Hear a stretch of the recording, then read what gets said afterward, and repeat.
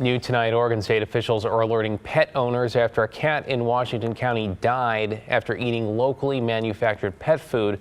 The later tested positive for bird flu. Alma McCarty's in the newsroom with what animal owners need to know. Alma? Well, David, this afternoon I spoke with the Oregon state veterinarian who says we've been dealing with avian influenza in the state since 2022. There's an ongoing outbreak, he says, mostly in waterfowl and poultry.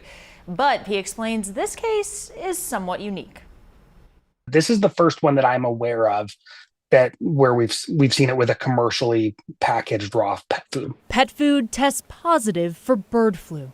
More specifically, this product, Northwest Naturals brand 2-pound Feline Turkey Recipe raw frozen pet food, which was voluntarily recalled by the Portland-based company on Tuesday. The recalled product is packaged in 2-pound blue plastic bags with best used by dates listed for 5/21/26 and 6/23/2026. So we've seen lots of cases where animals have been infected by consuming the virus.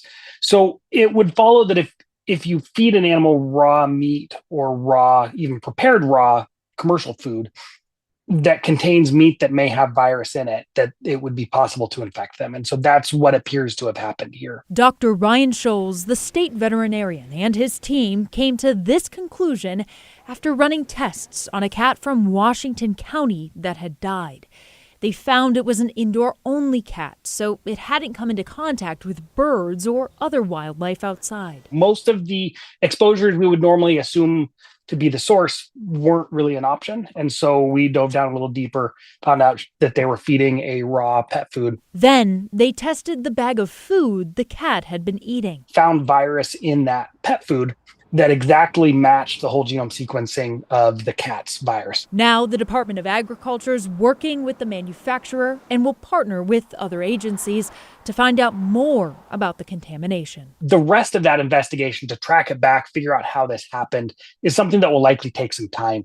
We didn't want to wait for that before getting this recall out there because we know that this food is distributed fairly widely. Right now, Dr. Scholes says it's only this one product that appears to be affected. We've reached out for further comment from the company, but haven't heard back yet.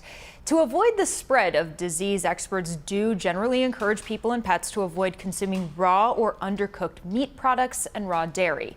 To date, no human cases of bird flu have been linked to this incident, and health officials say that the risk of transmission remains low.